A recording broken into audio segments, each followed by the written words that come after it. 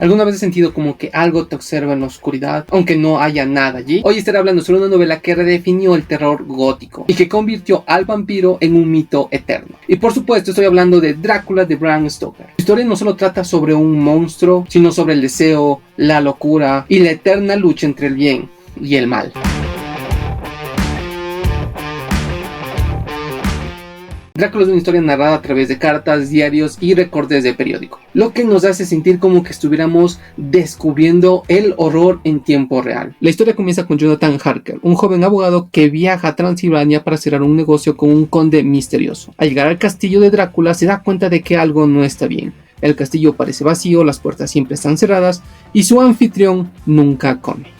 Harker queda atrapado en el castillo, mientras que Drácula se embarca un viaje a Londres en busca de nuevas víctimas. Allí conocemos a Lucy, una joven que empieza a sufrir extraños síntomas después de ser visitada en la noche por una figura oscura. Mina Harker y un grupo de hombres liderados por el Dr. Van Helsing intentarán salvarla. Pero, ¿cómo luchas contra un enemigo que no puedes ver? Como lo dije, Drácula no es solo una historia de terror, es una cacería, es una lucha contra lo desconocido y una exploración del miedo más profundo de la humanidad. Ahora, quiero hablarles sobre los personajes y por supuesto, iniciemos con Drácula. Drácula, pues, es un monstruo, pero también un depredador y representa también el deseo, el poder y el miedo a lo desconocido. Es un ser astuto, manipulador y paciente que caza a sus víctimas con precisión. También encarna la lucha entre lo antiguo y lo moderno, un ser medieval en un mundo de avances científicos. Un personaje secundario es Renfield. Este personaje es un tanto fascinante porque este hombre se encuentra en un manicomio y está obsesionado con esa idea de consumir vida para tener más poder. Es el reflejo humano del deseo de Drácula, el ansia por la inmortalidad a cualquier costo. Otro personaje que su evolución también es fascinante es Jonathan Harker. De ser un abogado ingenuo pasa a ser un hombre traumatizado por el horror que vive en el castillo de Drácula, pero al final encuentra la valentía para luchar. Otro personaje es Mina Harker, y no es la típica damisela en apuros, sino más bien ella es inteligente, analítica y su papel es muy clave en la lucha contra Drácula.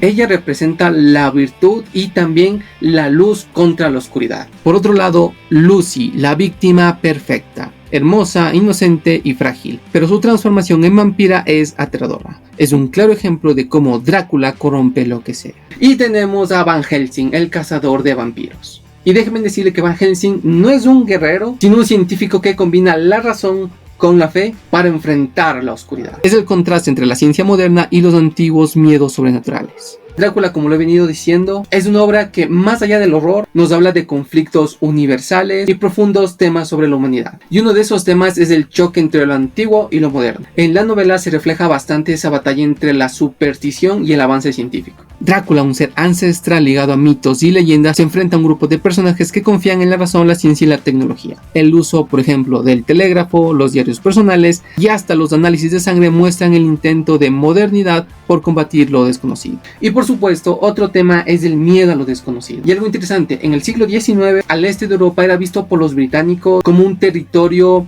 exótico y salvaje, lleno por supuesto de muchos misterios y supersticiones. Drácula proviene de Transilvania, encarna esos temores y los lleva al corazón de Londres, demostrando que lo extraño puede infiltrarse en lo cotidiano. Otro tema también es el deseo y la represión. Y claro, a simple vista vemos a Drácula como una historia de terror, pero es imposible ignorar todo ese subtexto. Los ataques del vampiro tienen una connotación diferente, desafiando las normas sociales victorianas sobre el deseo, la sumisión y el papel de la mujer en la sociedad. Y un último tema es la lucha entre el bien y el mal. ¿Se puede resistir a la oscuridad? En la novela se juega bastante con ese dilema. Drácula, además de ser ese monstruo, es una figura corruptora que pone a prueba la voluntad de los personajes, llevándolos al límite entre la rendición y la resistencia. ¿Qué tan fácil es conservar la humanidad cuando la oscuridad parece más fuerte? Pasando a hablar sobre el estilo narrativo, quiero decir que Drácula está narrada en una forma epistolar. ¿A qué me refiero con eso? A que la historia está contada a través de cartas, a través de diarios, recortes de periódicos. Según mi perspectiva, le da un toque de realismo en donde a uno como lector le hace sentir como un investigador, reuniendo las piezas de un misterio aterrador junto a los personajes.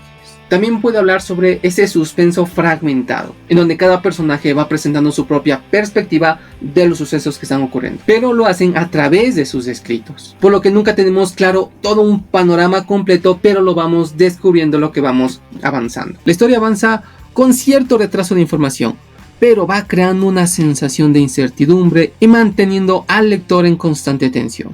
Nunca sabemos más de lo que los personajes saben en ese momento, lo que intensifica el miedo y el misterio. También puedo hablar sobre ese lenguaje envolvente y oscuro de Bram Stoker. Este autor construyó esta historia con un estilo gótico que juega bastantísimo con la sugestión y el horror psicológico. Sus descripciones son ricas en detalle, logrando que el lector no solo se imagine, sino también que sienta esa presencia de Drácula en cada sombra y en cada susurro en la noche. Es un tipo de horror que no solo impacta con lo que muestra, sino por lo que insinúa, dejando que la imaginación haga el resto.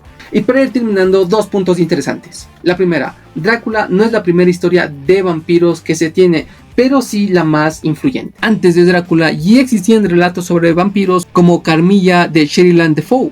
Espero haberlo dicho bien. Exploraba ciertos temas también de Drácula y ese terror desde una perspectiva diferente. Sin embargo, fue Bram Stoker quien le dio al vampiro ese toque icónico. Un ser aristocrático, de presión imponente, con habilidades sobrenaturales y con la sed de sangre. Su versión del vampiro no solo concilió el mito, sino que influyó en toda la literatura y el cine de terror que vendría después. Y el segundo punto es que el libro de Drácula casi no existe. Se dice que la primera versión de la novela fue rechazada porque se consideraba demasiado aterradora y perturbadora para su época. Por eso hay otra versión de Drácula y sí, espero conseguirla muy pronto. De hecho, existen varios rumores de que Stoker tuvo que modificar su historia para poder publicarla. Ahora la pregunta, ¿te imaginas un mundo sin Drácula? Sin esta obra, quizás los vampiros no serían la figura icónica que lo son hoy en la cultura popular y no tendríamos historias como, por ejemplo, Entrevista del vampiro o Nosferatu. Y bueno, ¿para quién recomiendo esta novela? Drácula es una lectura perfecta para los amantes del terror gótico, los fanáticos de los vampiros que buscan conocer su origen literario y aquellos interesados en personajes complejos y oscuros. Además, si eres apasionado del cine del terror, este libro te permitirá descubrir las raíces